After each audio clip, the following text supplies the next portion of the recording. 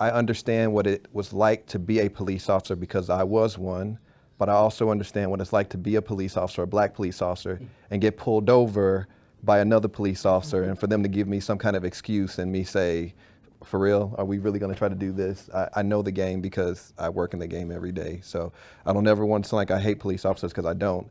I think we're all human. My first week in the academy, I had one of my academy supervisors tell me, you own the magic pen. And what he meant by that was whatever you wrote in a police report is what what everybody's going to believe. So I was taught very early that it is a story that is to be told. Every interaction with a citizen is a story that's going to be told. Whether that ends with somebody getting a ticket, whether that ends with somebody getting a warning, whether it ends somebody, whatever. And that story is a reaction to African American culture primarily and poor culture secondarily, or those two can be interchanged.